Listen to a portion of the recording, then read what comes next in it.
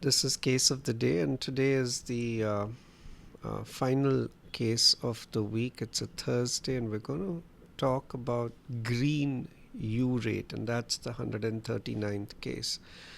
This is something we've been doing now for over 10 years, but today we had a case that I was reading, and I thought it's just worth talking about it and seeing what is new, if at all, in this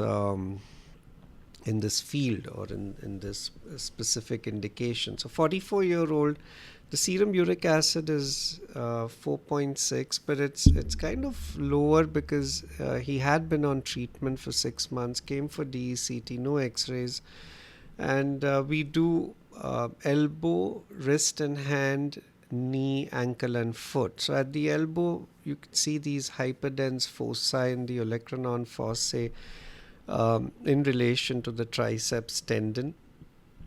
There's one hyperdense focus in the lateral compartment on the left anteriorly. The MTP joint shows erosions with preservation of the joint space.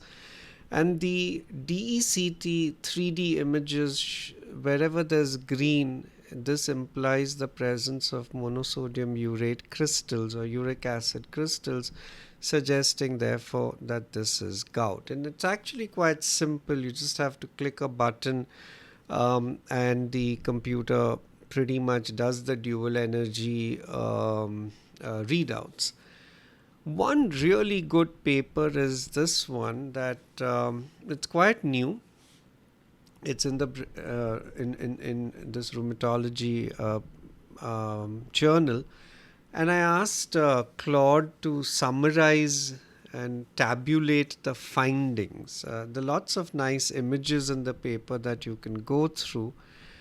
And this is where all the modalities can make a difference. Radiographs have been around since 1896 for gout. I saw one German paper that actually talks about evaluating gout that way back.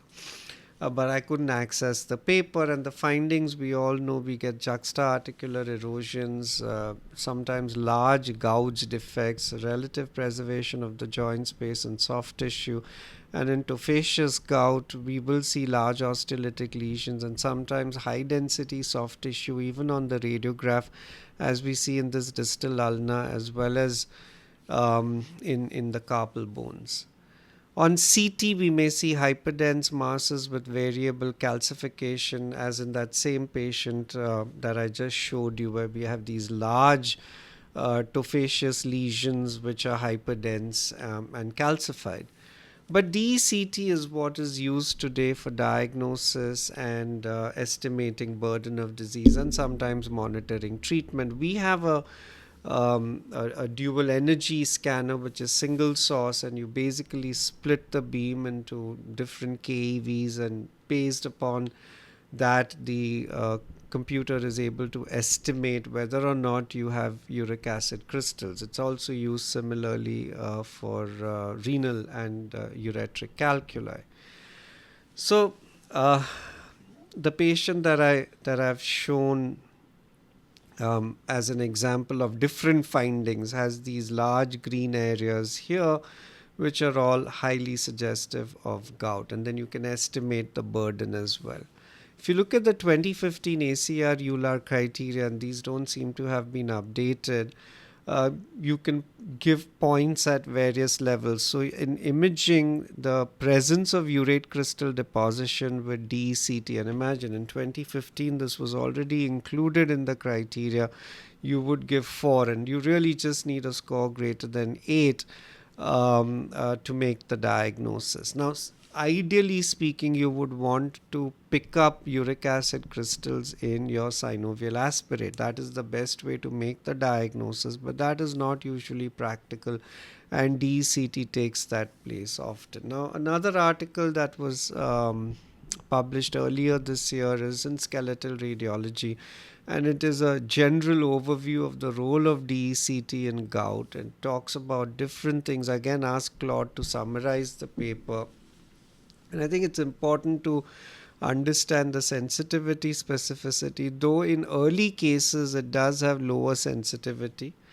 Also, as in our patient who was on treatment, since the uric acid levels had come down, we weren't seeing as many crystals, and in fact, some of the hyperdense foci on CT were not picked up on the dual energy. You can have false positives. We are aware of these. We see them all the time. You can have false negatives, as I said, in the acute phases, or sometimes when the uric acid levels are down. But otherwise, it pretty much is the gold standard. And just in 2016, so we've been doing this now for 10 years. We had this patient who was being monitored and actually came back 6 weeks later, and these uric acid crystals had disappeared. So, but we don't normally routinely use this for monitoring treatment. That's usually done clinically. So, take home is that in patients with suspected gout, dual energy CT is currently the gold standard for diagnosis, estimating disease burden, and if necessary, monitoring treatment from an imaging perspective.